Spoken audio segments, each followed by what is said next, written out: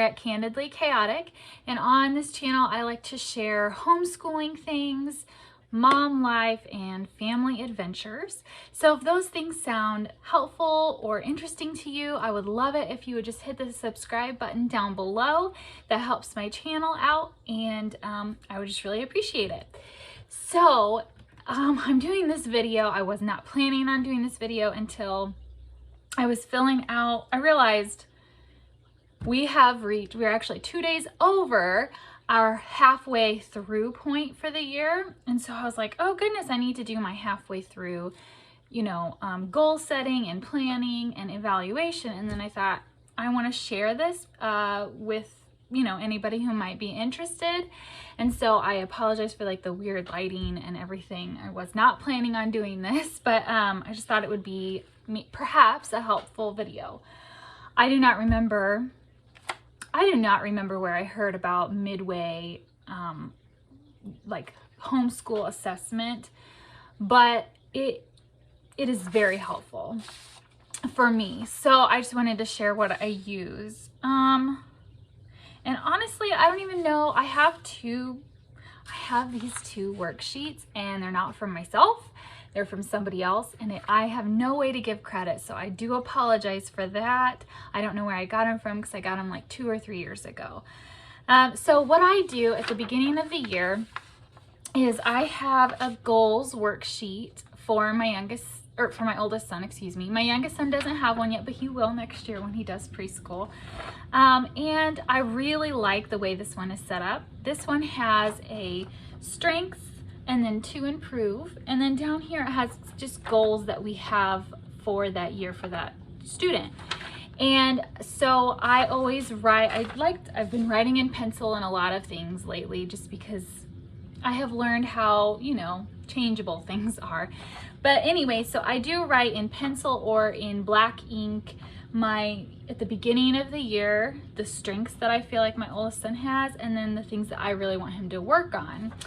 And then halfway through the year, I do another color. Green is my oldest son's current favorite color, so I chose green. I write down the date, and then I go through and evaluate where we're at on the goals and, strengths and things to improve.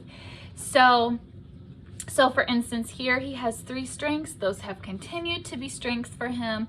And I actually added 2 more things. And so I'm going to give you an example. I don't want to like share the dirt on my kid or anything like that, but I do want to give some examples of things because it doesn't have to be all completely academic, although, that is helpful to do. So at the beginning of the year, I wrote that my son, he remembers just many random facts about things. He's always loved learning. A lot of his book choices, he does like stories, but a lot of his book choices are just topical, and he really likes digging deep into a subject. And so he remembers many facts. He loves learning how things work, and he's great with animal facts. And so I evaluated, are those things still true? Yes, they are. I will say the animal fact thing, he watches less Wildcats than he did before, and I think that he doesn't pull them out of, we have less times where he just randomly gives us this fact about an animal that we didn't even know he knew, but he still does it. So, and then I added here in the halfway through point that he enjoys building with Legos and has begun free builds with knowledge that he's gained from building from sets. And I feel like it's a big deal because he did not do free building at all. For a very long time, he didn't really know what to do, and I don't know if the creativity just wasn't there yet, or if he just really didn't know how to build what he was thinking. And now he's built a couple different things without using instructions and just off of something he wanted to do. And how he did it, I could tell he had built upon the skills he had learned using Lego instructions. So I think that's a very cool new strength to have. And he is super good at numbers and counting, and like math facts tend to stick fairly easily. I mean, not all the time, but there's a lot of things that he has learned that I didn't even teach him. He likes to watch number blocks, and he's learned quite a few doubles you know, addition facts and stuff through that just super easily, and he just retains it. So those are some strengths. So I just share those to give you an idea. It can be academic or kind of like academic adjacent. And then there's the to improve side. And so for the to improve side, I have check marks on things that like we just don't even need to worry about anymore. And then I have circles on things that he's, maybe like, and I'll say on the side here, I have reading progression. And so he is definitely making improvement. And obviously that's something we still need to work on because he's in kindergarten. So that's what I circled it. We want to still work on it, but he is showing lots of improvement there. And then,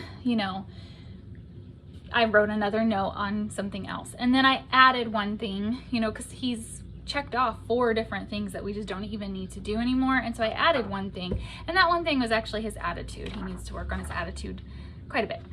And then for the goals, I kind of do the same thing. I say, I put notes on what we're doing, if we've attained this goal, if we have more to do. And I actually did not add, I don't think I added any.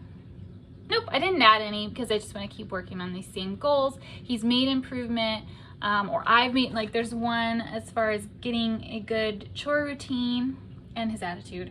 But I think I need to improve a little bit on teaching him. He seems to think that on certain days he doesn't have to do it for some reason, like weekends. He says it's a weekend and he doesn't have to get dressed, which is totally not true. So I think that's something that I just need to help teach him with. But anyway, so then, then I have a record of when we started putting these goals in place, when he started, and then he's met those goals and things that I may have added that then at the end of the year, I can evaluate it again. And I'll probably do that in a 3rd color. Can't remember what I did last year, but I'll probably do that in a 3rd color to show the time progression. And then we also have a specific mid-year homeschool assessment sheet, and this is less. If I had quite a few kids, I may have to do more than 1 page, like 1 page per kid or something, or maybe you have a couple older kids and a couple younger kids, and you could split it up that way. But since I have I only have 2 kids, 1 sheet is enough because it's really your homeschool overall. And these are the questions that are on it. What worked well? What do I want to continue the second half of the school year? And for us, basically all of our curriculum is working well. We're going to continue with it, and our loop schedule is working well. So we're going to keep it the way it is. And then I say, what did not work? What do I need to change? I already told you guys about our changed routine, and so that's what I wrote in. What areas do I need to focus on more the second half of the school year? And so that can really be anything. And I usually do the goal worksheet first, and so that helps me to know what I might be wanting to be working on. What areas do I need to, I already did that. What character issues do I need to spend more time on? And so then you can really dig deep into just how you want to be helping to train your children. And then how can I improve our schedule, our routine? Are there any curriculum changes that need to be made?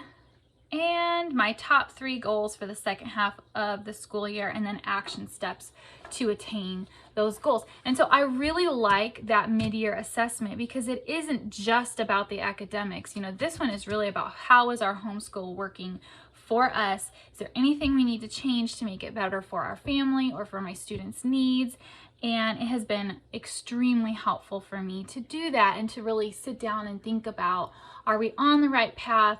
Are we, our goals for the year as well as our goals overall for being a homeschooling family, are we on that track? And so, yeah, I just think it is very helpful to do a mid-year assessment and kind of, see where you're at, and if you like where you're going, and if you need to change anything, this is just a good time to do it. So I hope that those 2 things were helpful. If for some reason I figure out where these are from, which I doubt I will, but if I do, I will let you all know where they're from. Let me know how you evaluate your homeschool. Do you do a mid-year assessment? Is it every semester?